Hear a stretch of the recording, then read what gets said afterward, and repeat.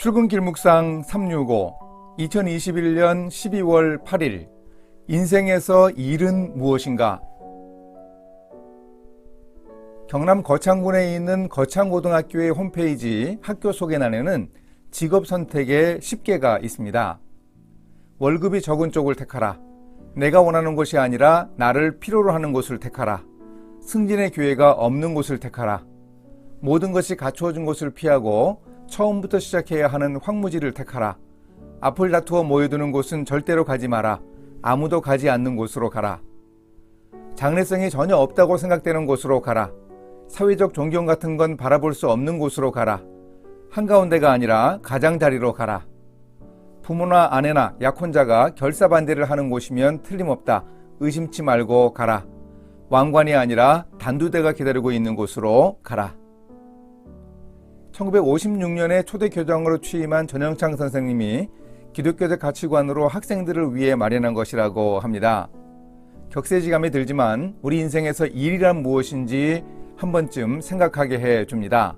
전도자는 일에 대해서 어떻게 말하는지 살펴보겠습니다. 오늘의 말씀은 전도서 4장 7절에서 16절입니다. 내가 또다시 해 아래에서 헛된 것을 보았도다. 어떤 사람은 아들도 없고 형제도 없이 홀로 있으나 그의 모든 수고에는 끝이 없도다. 또 비록 그의 눈은 부요를 족하게 여기지 아니하면서 이르기를 내가 누구를 위하여는 이같이 수고하고 나를 위하여는 행복을 누리지 못하게 하는가 하여도 이것도 헛되어 불행한 노고로다. 두 사람이 한 사람보다 나음은 그들이 수고함으로 좋은 상을 얻을 것임이라. 혹시 그들이 넘어지면 하나가 그 동물을 붙들어 일으키려니와 홀로 있어 넘어지고 붙들어 일으킬 자가 없는 자에게는 화가 있으리라. 또 두 사람이 함께 누우면 따뜻하거니와 한 사람이면 어찌 따뜻하랴. 한 사람이면 패하겠거니와 두 사람이면 맞설 수 있나니 세 겹줄은 쉽게 끊어지지 아니하느니라. 가난하여도 지혜로운 젊은이가 늙고 둔하여 경고를 더 받을 줄 모르는 왕보다 나으니 그는 자기의 나라에서 가난하게 태어났을지라도 감옥에서 나와 왕이 되었음이니라. 내가 본즉 해 아래에서 다니는 인생들이 왕의 다음 자리에 있다가 왕을 대신하여 일어난 젊은이와 함께 있고 그의 치리를 받는 모든 백성들이 무수하였을지라도 후에 오는 자들은 그를 기뻐하지 아니하리니 이것도 헛되어 바람을 잡는 것이로다.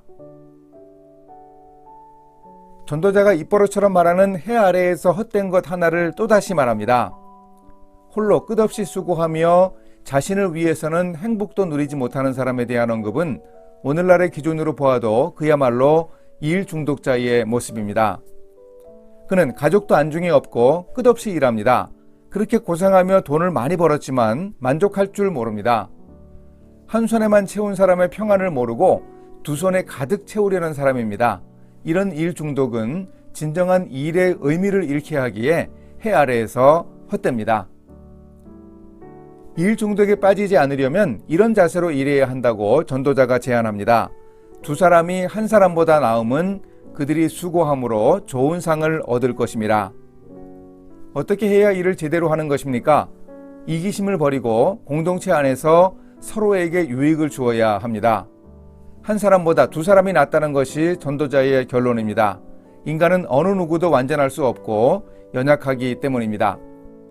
가다가 넘어질 때 붙들어주고 일으켜줄 사람이 있어야 합니다. 친구가 없는 사람에게 화가 있을 것이라고 합니다. 원하는 것을 소유한 후 어느 날 밀려오는 극심한 고독감을 느낀다면 더욱 친구의 중요성을 깨닫게 됩니다. 경험한 후 후회하지 말고 인생은 팀워크이고 우정이 중요하다는 사실을 미리 알고 준비해야 지혜롭습니다. 사람들은 출세와 명성을 위해서 열심히 일합니다. 일터에서도 성공을 추구하는 사람들을 쉽게 볼 수 있습니다. 전도자는 출세의 덧없음에 대해 강조했습니다. 가난하지만 지혜로운 젊은이는 마치 요셉처럼 심지어 웬만한 왕보다 나은 자였습니다. 그러나 젊은 왕의 명성과 권세도 영원하지 않습니다. 더 젊은 왕이 나타나면 구세대로 몰려 밀려나게 되는 현실을 어떻게 할 수는 없습니다. 따라서 우리가 일하는 목적은 일 그 자체나 일의 결과로부터 얻는 영광의 추구가 아님을 확인하고 또 확인해야 합니다. 하나님의 나라와 하나님의 의를 이루는 우리 일의 목적을 명심할 수 있어야 하겠습니다. 이렇게 실천하겠습니다. 나는 일하는 목적을 충분히 인식하고 있는가 돌아봅니다. 너희는 먼저 그의 나라와 그의 의를 구하라. 그리하면 이 모든 것을 너희에게 더하시리라.